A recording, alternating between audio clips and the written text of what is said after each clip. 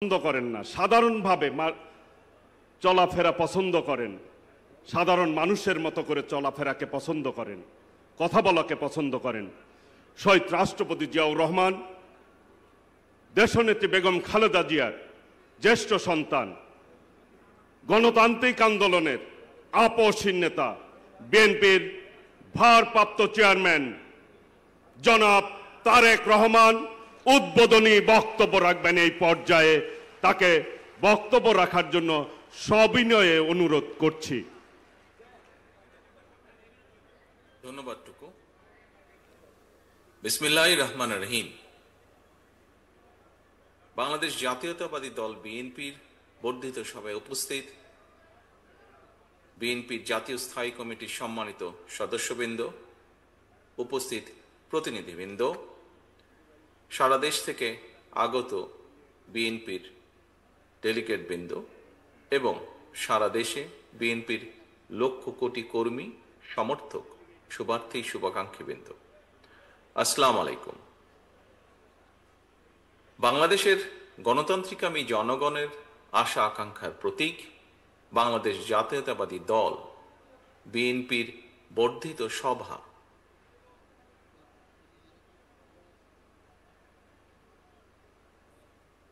বিএনপির সর্বশেষ বর্ধিত সভা অনুষ্ঠিত হয়েছিল 2018 সালের 4 ফেব্রুয়ারি। সেই অনুষ্ঠানে প্রধান অতিথি ছিলেন mother of democracy Begum Khaleda Zia. ফ্যাসিবাদী শাসনকালে এরপর আর বিএনপির বর্ধিত সভা কিংবা কাউন্সিল অনুষ্ঠান করা সম্ভব হয়নি। চিকিৎসাধীন থাকায় দেশনেত্রী বেগম খালেদা জিয়া আজকের এই গুরুত্বপূর্ণ সভায় উপস্থিত থাকতে পারেননি। তবে তিনি এই সভার সাফল্য কামনা করেছেন। তিনি আপনাদের কাছে দোয়া চেয়েছেন। প্রিয় সহকর্মীবৃন্দ, দেশনেত্রীর শারীরিক সুস্থতার জন্য আমরা আল্লাহর দরবারে দোয়া কামনা করছি। এই মানুষটির সম্মোহনী ব্যক্তিত্ব আর সুদক্ষ নেতৃত্বে বিএনপিকে পৌঁছে দিয়েছিল সারা দেশের প্রতিটি গ্রামে, প্রতিটি ঘরে। আজকের এই বর্ধিত সভার শুরুতেই আমি বিএনপির প্রতিষ্ঠাতা, স্বাধীনতার ঘোষক শহীদ রাষ্ট্রপতি জিয়াউর রহমানকে শ্রদ্ধার সাথে স্মরণ করতে চাই। তিনি একদলীয় অভিশপ্ত বাকশালের অন্ধকারচ্ছন্ন বাংলাদেশে জ্বালিয়েছিলেন গণতন্ত্রের আলো। মরহুম শেখ মুজিবুর রহমানের নিষিদ্ধ করা সকল রাজনৈতিক দলগুলোকে বাংলাদেশে রাজনীতি করার সুযোগ করে দিয়েছিলেন শহীদ জিয়া। জনগণের ভালোবাসায় ধন্য বিএনপির হাতে গণতন্ত্রের ঝান্ডা তুলে দিয়েছিলেন।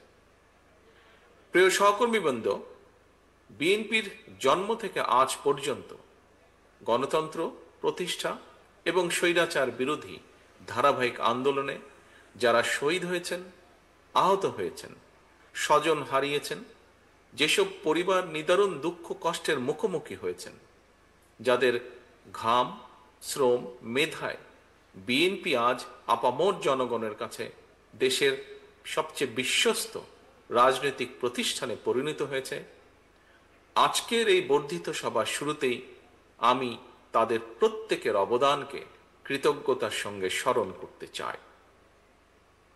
প্রিয় সহকর্মীবৃন্দ, সর্বোপরি 1971 সালের মহান মুক্তিযুদ্ধের লাখো শহীদ, দেশে গণতন্ত্র ও মানবাধিকার প্রতিষ্ঠার দীর্ঘ ধারাবাহিক সংগ্রামে যারা শহীদ হয়েছেন, 2024 সালের জুলাই আগস্টে তাবেদার অপশক্তির বিরুদ্ধে দলমত নির্বিশেষে স্বাধীনতা রক্ষার যুদ্ধের সাহসী বীর আবু সাইদ, ওয়াসিম, মুগ্ধ, রিয়া গোপ, আব্দুল আহাদ সহ বিএনপির 5 শতাধিকর হাজারো শহীদ এবং আহত মুক্তিযোদ্ধাদের গভীর শ্রদ্ধার সঙ্গে স্মরণ করতে চাই।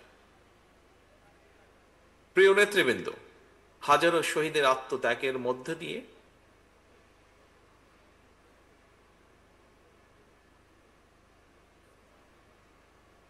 গণহত্যাকারী ফ্যাসিস্ট হাসিনা দেশ ছেড়ে পালানোর পর দেশে গণতান্ত্রিকামী মানুষের সামনে বাংলাদেশকে পুনর্গঠনের এক অপার সম্ভাবনার দ্বার উন্মুক্ত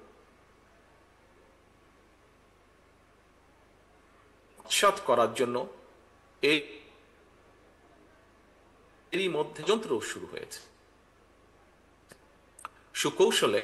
সুকৌশলে রক্ত পিচ্ছিল রাজপথে গড়ে ওঠা জাতীয় ঐক্য এবং জাতীয় নির্বাচনের পরিবেশ বিনষ্টের অপচেষ্টা চলছে।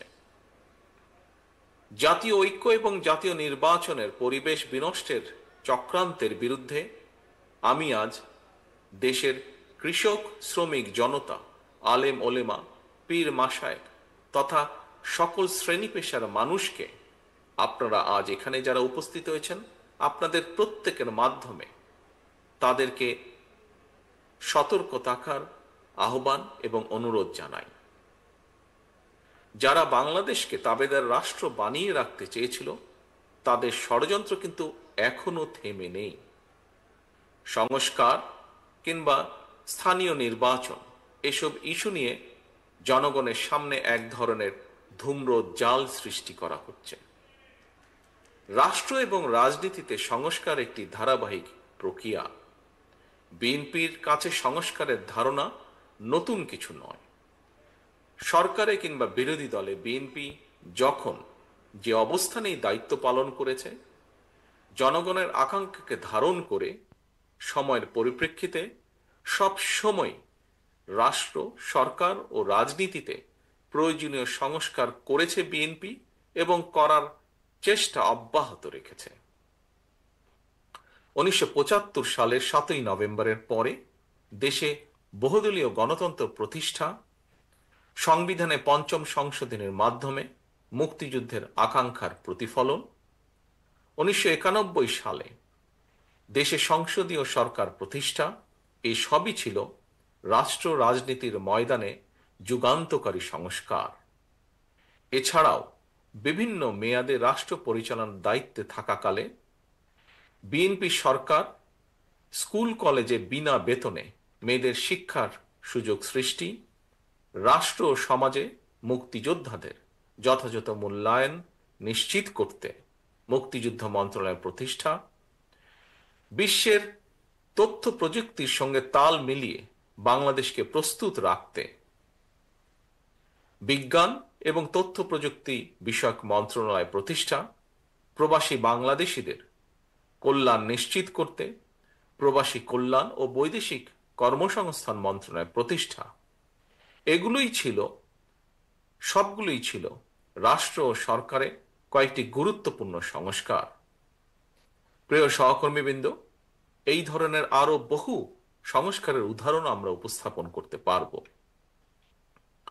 তবে ষড়যন্ত্রের পথ ধরে পলাতক গণহত্যাকারী স্বৈরাচার রাষ্ট্র ক্ষমতা দখলের পর সংস্কারের সকল পথ বন্ধ করে দেয়।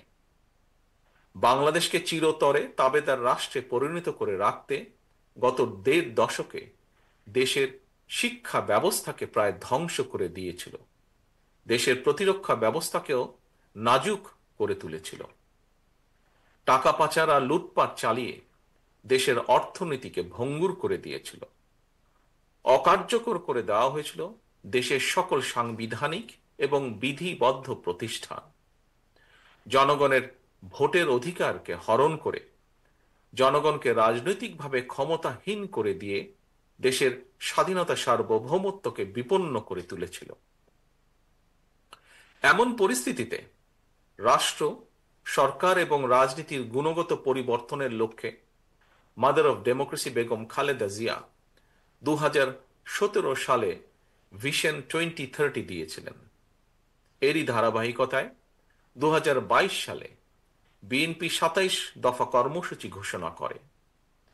পরবর্তীতে গণতন্ত্রের পক্ষের রাজনৈতিক দলগুলোর সঙ্গে মত বিনিময়ের মাধ্যমে ঘোষণা করা হয় 31 দফা কর্মসূচি।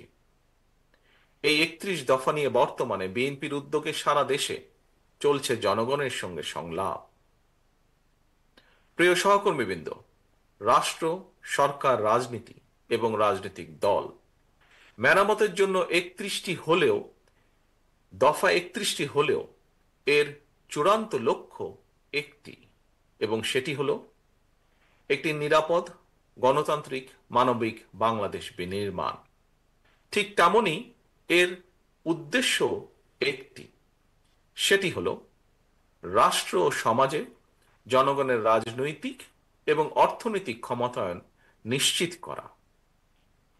এটি নিশ্চিত করা না গেলে স্বাধীনতা, সার্বভৌমত্ব, গণতন্ত্র, নিরাপত্তা, সমৃদ্ধি কোনোটি টেকসই হবে না।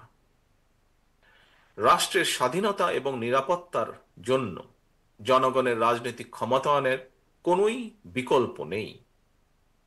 রাষ্ট্র এবং সমাজে জনগণের রাজনৈতিক ক্ষমতায়ন নিশ্চিত করার পূর্ব শর্ত হল প্রতিটি নাগরিকের ভোট প্রয়োগের অধিকার বাস্তবায়ন, এবং এ লক্ষ্যেই একটি রাজনৈতিক দল হিসাবে বিএনপি বারবার জনগণের ভোটে জনগণের কাছে দায়বদ্ধ সরকার প্রতিষ্ঠা করার লক্ষ্যে জাতীয় নির্বাচনের দাবি জানায়। একজন রাজনৈতিক কর্মী হিসাবে আমি বিশ্বাস করি আজ এবং আগামী দিনের রাজনীতিতে বিএনপির এই 31 দফা হচ্ছে একটি বৈষম্যহীন গণতান্ত্রিক মানবিক বাংলাদেশ প্রতিষ্ঠার সনদ। তবে এই 31 দফাই শেষ কথা নয়। সময়ের প্রয়োজনে রাষ্ট্র, সরকার, রাজনীতি ও রাজনৈতিক দলের সংস্কারের জন্য এই 31 দফাতেও সংযোজন বিয়োজনের সুযোগ রয়েছে। এমনকি বিএনপির 31 দফার সঙ্গে বর্তমান অন্তর্বর্তীকালীন সরকারের সংস্কার প্রস্তাবের খুব বেশি ইস্যুতে মৌলিক বিরোধ নেই। সম্মানিত নেতৃবৃন্দ, বিভিন্ন সময় জাতীয় নির্বাচন নিয়ে প্রধান উপদেষ্টার বক্তব্য জনমনে ইতিবাচক ধারণা সৃষ্টি করলেও জাতীয় নির্বাচন নিয়ে কোনো কোনো উপদেষ্টার বিভ্রান্তিমূলক বক্তব্য, মন্তব্য স্বাধীনতাপ্রিয় গণতান্ত্রিকামী জনগণের জন্য হতাশার কারণও হয়ে উঠেছে। অন্তর্বর্তীকালীন সরকারের প্রতি বিএনপি সহ গণতন্ত্রের পক্ষের সকল রাজনৈতিক দলের নিঃশর্ত সমর্থন থাকলেও সরকার এখনো তাদের কর্মপরিকল্পনায় অগ্রাধিকার নির্ধারণ করতে পারছে না বলেই মনে হচ্ছে।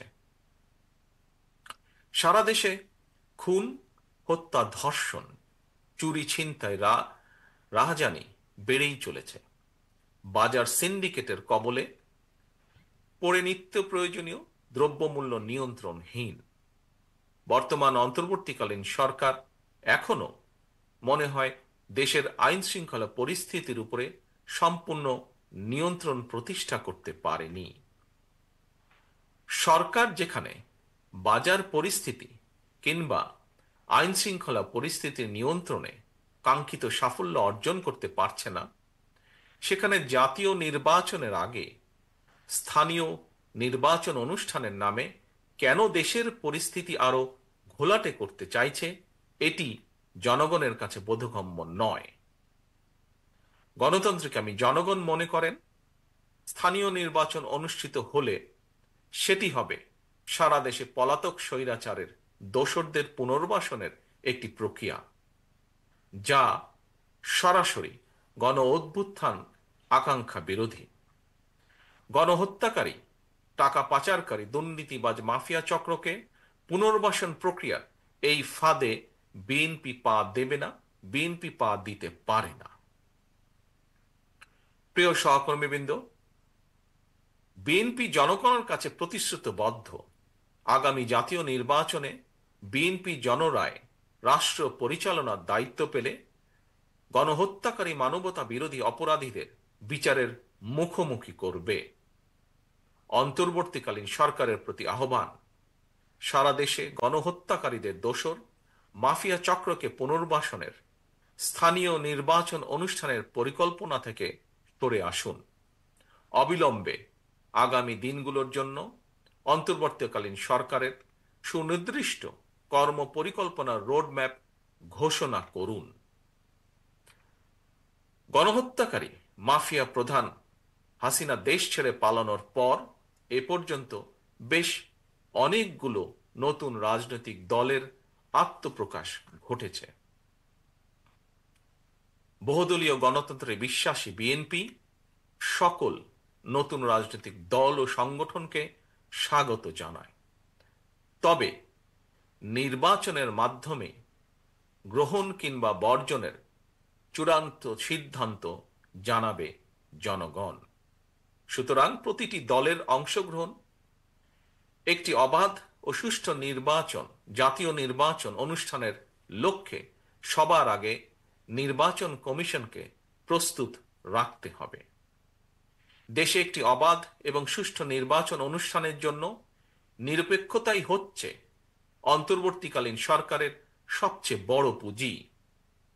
কিন্তু সরকারের নিরপেক্ষতা নিয়ে ইতিমধ্যেই জনমনে সন্দেহ, সংশয় সৃষ্টি হয়েছে।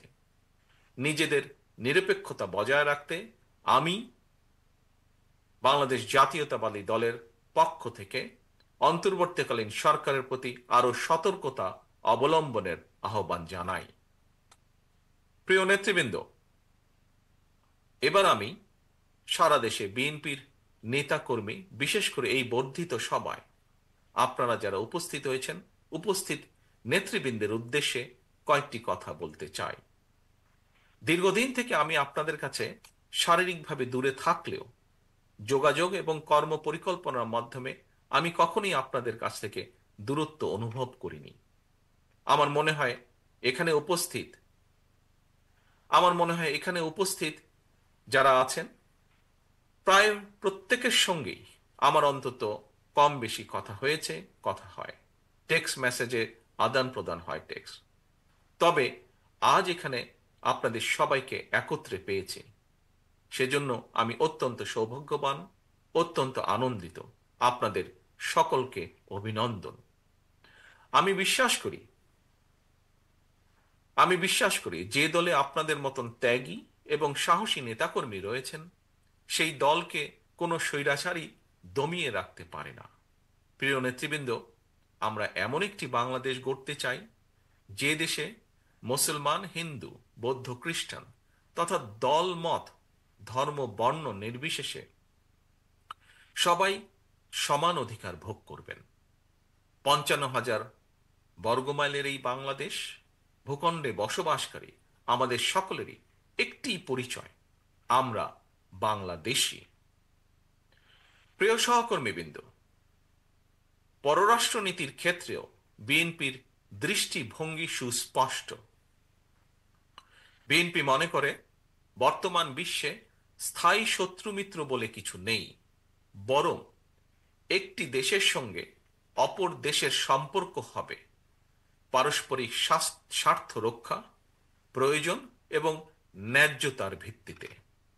অন্য দেশের সঙ্গে সম্পর্ক রক্ষার ক্ষেত্রে আমাদের নীতি সবার আগে বাংলাদেশ, অর্থাৎ নিজ দেশ এবং জনগণের স্বার্থ রক্ষা এবং সার্বভৌমত্ব, এটাই হবে প্রথম এবং প্রধান অগ্রাধিকার। আশা করি বর্ধিত সভার এই আলোকেই আপনাদের বক্তব্য উপস্থাপিত হবে। এই মুহূর্তে বিএনপি বাংলাদেশের সবচেয়ে বড় এবং জনপ্রিয় রাজনৈতিক দল। সুতরাং বিএনপির কাছে জনগণের যেমন আশা, ভরসা, প্রত্যাশা রয়েছে, একই সঙ্গে বিএনপির বিরুদ্ধে ষড়যন্ত্রকারীরাও কিন্তু থেমে নেই, তাদের চক্রান্ত থেমে নেই। সুতরাং এই চক্রান্তকারীদের মোকাবেলা করে কিভাবে দলকে আরো শক্তিশালী এবং সুসংহত করা যায়, আমি আশা করি আপনাদের আলোচনায় সেই সম্পর্কেও সুনির্দিষ্ট প্রস্তাব থাকবে।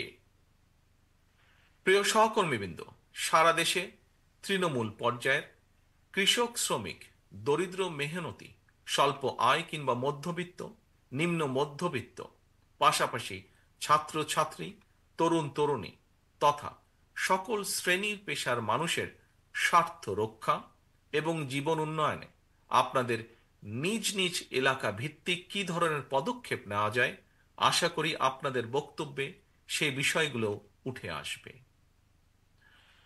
দলের সাংগঠনিক কার্যক্রমের পক্ষে অথবা বিপক্ষে অবশ্যই আপনারা সুনির্দিষ্ট বক্তব্য তুলে ধরবেন।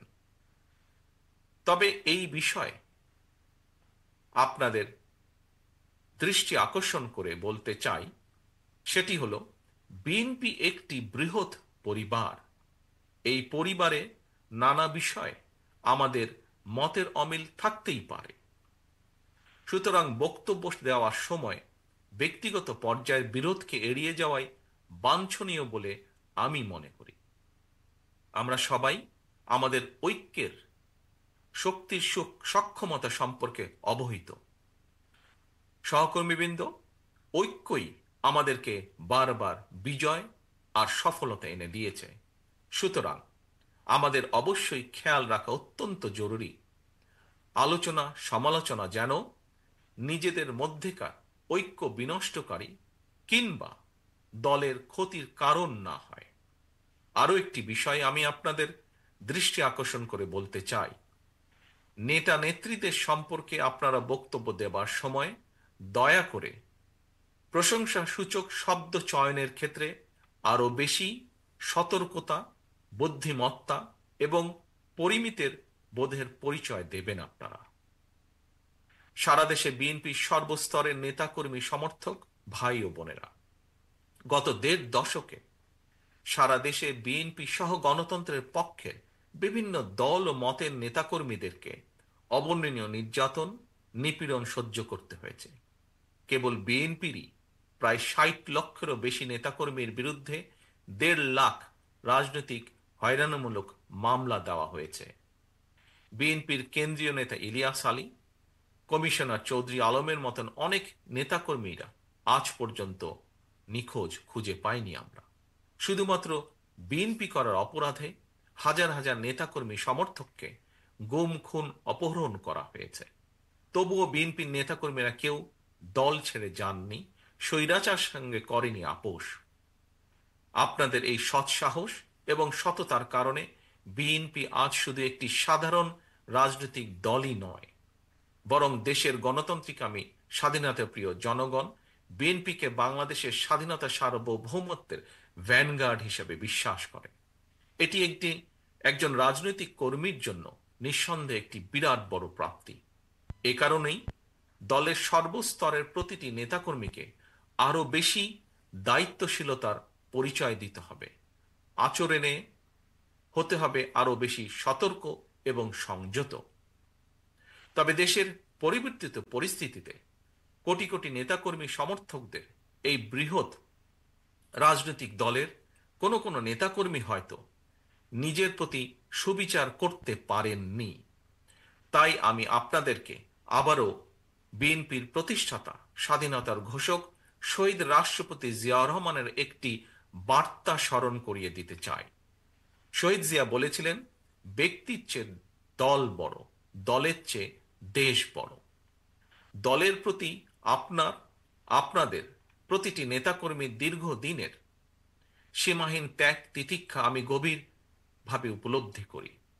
তারপরও যারা দলের শৃঙ্খলা ভঙ্গের কারণ হবেন, ব্যক্তির চেয়ে দলের স্বার্থকে প্রাধান্য দিতে গিয়ে আমাকে বাধ্য হয়ে সাংগঠনিক ব্যবস্থা নিতে হয়েছে, নিতে হবে। দলীয় শৃঙ্খলা ভঙ্গ কিংবা দলের ইমেজ ক্ষুণ্ণ হয় এমন কোনো কাজকে বিএনপি বিন্দুমাত্র প্রশ্রয় দেবে না। জনগণই বিএনপির সকল রাজনৈতিক ক্ষমতার উৎস। বিএনপি জনগণকে বিশ্বাস করে, জনগণও বিএনপিকে বিশ্বাস করে। সুতরাং আপনাদের প্রতি বিএনপির প্রতি জনগণের এই ভালোবাসার প্রতিদান দিতে জনগণের সঙ্গে থাকুন, জনগণকে সঙ্গে রাখুন। প্রিয় নেতৃবৃন্দ, বাংলাদেশে গণতন্ত্র এবং বিএনপি সমার্থক। দেশে গণতন্ত্র থাকলে বিএনপি থাকে, গণতন্ত্র বিপন্ন হলে বিএনপির স্বার্থ বিপন্ন হয়। মাফিয়া প্রধানের পলায়নের পর দেশে বর্তমানে গণতান্ত্রিক পরিবেশ ফিরে এসেছে। জাতীয় নির্বাচনের সময়ও হয়তো ঘনিয়ে আসছে। তাই দলকে কোনো ব্যক্তি নয়, বরং দলকে এ ব্যাপারে ধীরে ধীরে আপনারা প্রস্তুত করুন। আমি গণতান্ত্রিকামী দেশবাসীর উদ্দেশ্যে একটি বার্তা দিয়ে বলতে চাই, বিএনপি শুধুমাত্র আপনাদের ভোটের পুনরুদ্ধারই নয়, আপনার ভোটের প্রয়োগের অধিকার নিশ্চিত করতে চায়। আপনাদের সমর্থন পেলে বিএনপি এমন একটি সরকার প্রতিষ্ঠা করতে চায় যে সরকার আপনার কাছে, আপনাদের কাছে তথা দেশবাসীর কাছে জবাবদিহি করতে বাধ্য থাকবে। আমি জনগণের বাংলাদেশ জাতীয়তাবাদী দলের পক্ষ থেকে জনগণের সমর্থন চাই, চাই সকলের সহযোগিতা। প্রিয় নেতৃবৃন্দ, বর্ধিত সভার শুরুতেই বক্তব্য আর আমি বাড়াতে চাই না। বর্ধিত সভা শেষে আবারও আপনাদের সঙ্গে কথা হবে ইনশাল্লাহ। সারা দেশে বিএনপি এবং এর অঙ্গ ও সহযোগী সংগঠনের সর্বস্তরে নেতা, কর্মী, সমর্থক, শুভাকাঙ্ক্ষীদের প্রতি আহ্বান, আপনারা শৃঙ্খলাবদ্ধ থাকুন। আপনারা যে কোনো মূল্যে ঐক্যকে ধরে রাখুন। ধন্যবাদ।